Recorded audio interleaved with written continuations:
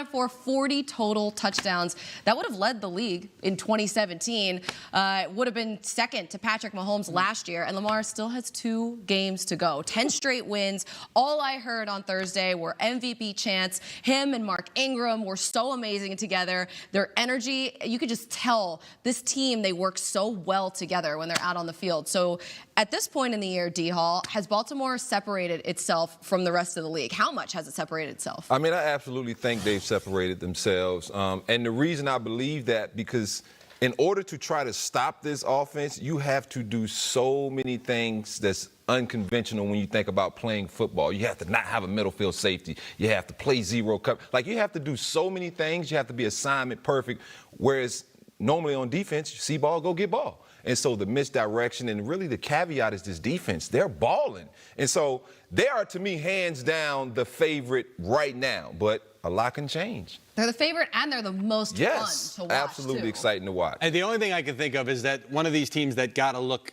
at them will have better. It's the only thing you can think of, that they, having seen it now, you're not as intimidated. You figure out the speed, because that's been the thing early in the games. They've been so fast early in games, and teams are taking a quarter to figure out what's going on.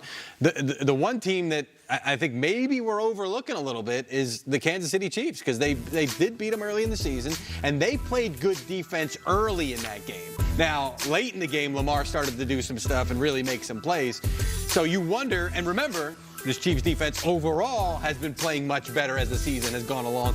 That would be an interesting one to me, to see Steve Spagnuolo, the defensive coordinator, get another crack at Lamar, perhaps in the postseason. I think what's interesting about the Ravens is they're getting better as the season goes along. So many times you see a team have success and then they start stumbling. This Thursday night game was the perfect chance to have a bad game. You know, it's a short week. Lamar's got a bruised quad. Ronnie Stanley, the left tackle, didn't play. You talked about how they lost their center a couple weeks ago, Matt Skura. So they've overcome all that. They haven't slowed down. I look at this offense and I say, wow, it's remarkable that Lamar Jackson, how many touchdowns you say he threw? 5. This season, he's thrown 40 touchdowns. Okay, name me a Pro Bowl receiver that he's throwing to right now. All right, he's throwing to a rookie wide receiver who tore his Liz Frank this past spring, didn't even run at the combine. He's been banged up all year, and Willie Snead, and yet he's finding a way to throw touchdown passes. Mark Andrews leads the league right now with 8 touchdown passes.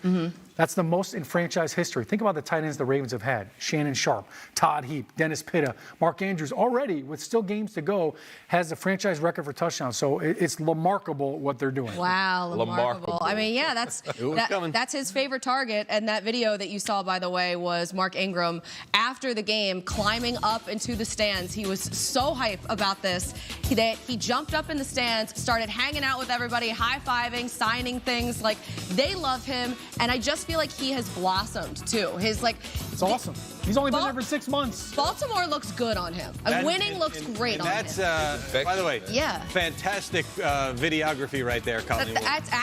That is one of our researchers, Tony. I thought you said you shot it. All right. Well, Tony. some of it. Actually, there's one from me, one from Tony. Okay.